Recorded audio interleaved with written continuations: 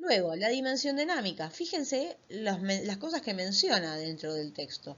El aspecto dinámico tendrá el desarrollo descriptivo del capital humano, en este caso de lo más relevante que probablemente vio dentro de la dimensión dinámica este estudiante.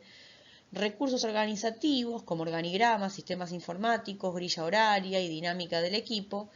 Por último, los recursos materiales con los que cuenta la institución. Quizás, si digamos, a ver, vamos a pensar, si lo que destaca esta institución es los pedazos de materiales, de recursos materiales que con los que cuenta, eso quizás lo ponemos primero, ¿sí?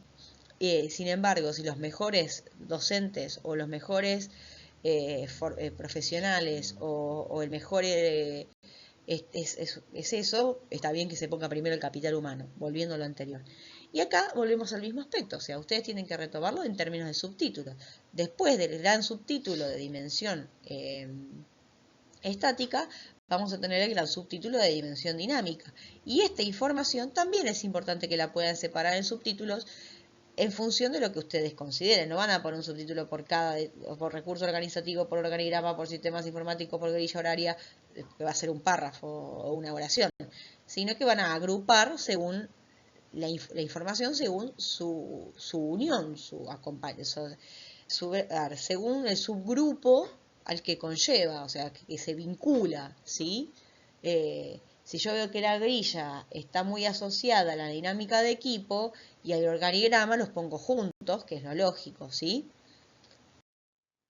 Entonces, volviendo a la dimensión estática, tenemos los datos generales, el nombre, denominación, breve reseña histórica y demás, que es el día del contrato fundacional. Luego tenemos un criterio de clasificación de las instituciones, si son privadas, públicas, mixtas, espacio de influencia, el fin político y demás. Normas y reglamentos, principios generales del funcionamiento y la admisión, y la composición de las características físicas, la estructura edilicia y demás. Ahí es una forma de organizar la información, por ejemplo, ¿no? Y ustedes fíjense que está separado como si fuera por 4 subtítulos potenciales. Además de esto, ustedes tienen que tener en cuenta que no es menor que cada una de estas instancias va a estar validada o acompañada o creada en función de información que ustedes tienen. Ustedes no inventan todo esto, ustedes lo sacan de algún lado. Lo van a sacar de páginas web, de entrevistas, de documentos, de notas periodísticas, de lo que fuere. Entonces, todo eso debe estar citado, mencionado, citado dentro del texto y acompañado como bibliografía posterior.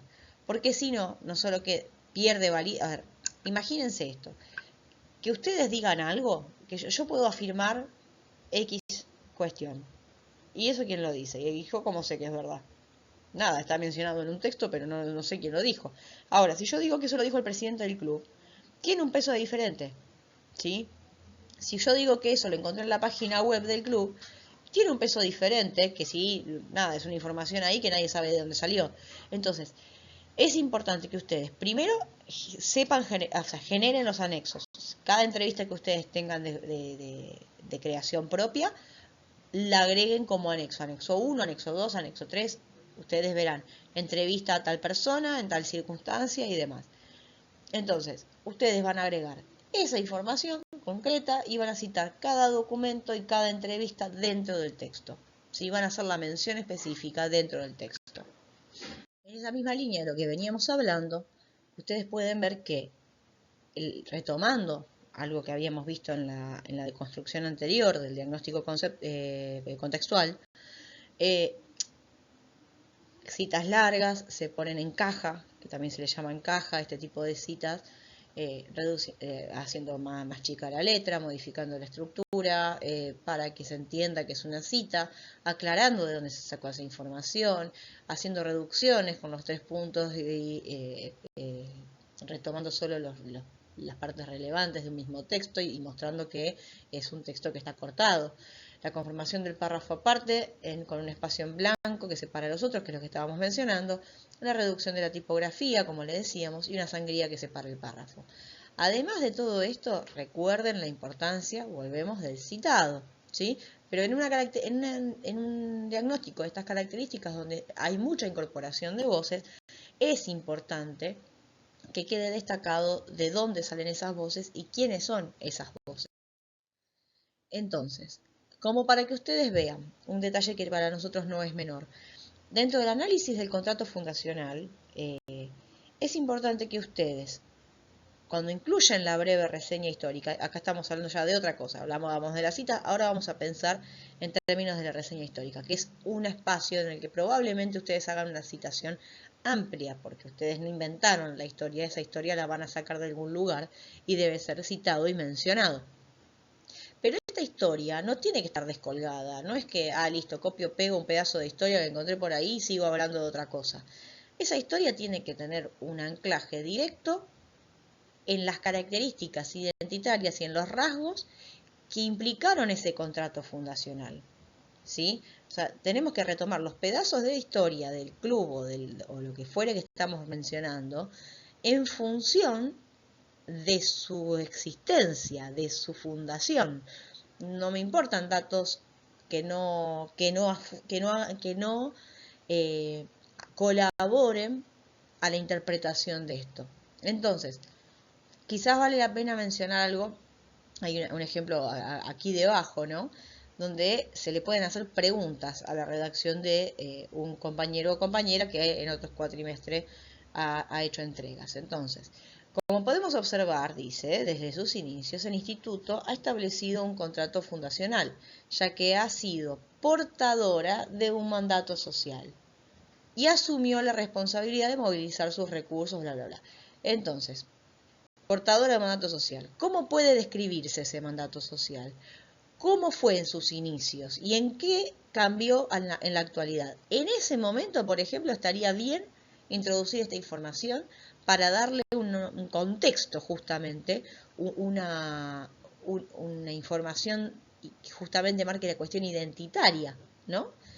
Y asumir la responsabilidad de movilizar sus recursos para crear una dinámica interna que permita y favorezca el cumplimiento de ese mandato. ¿Qué recursos movilizó? No aclara.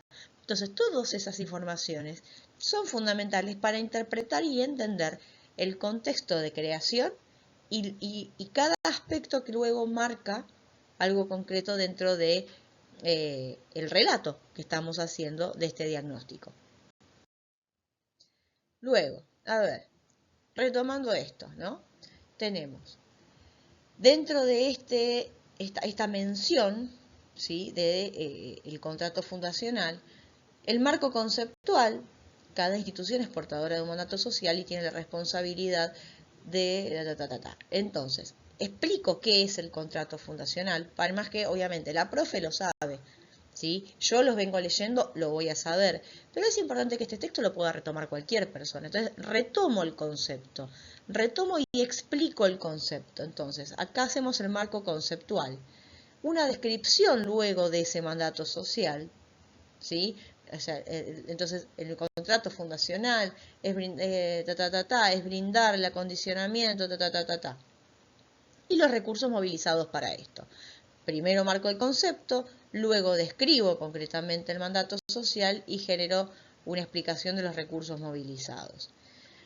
En la descripción del mandato social, que es parte obviamente en este caso, el mandato social toma la forma lingüística de un propósito u objetivo. Es como justamente el mandato social, el mandato imperativo, ¿sí?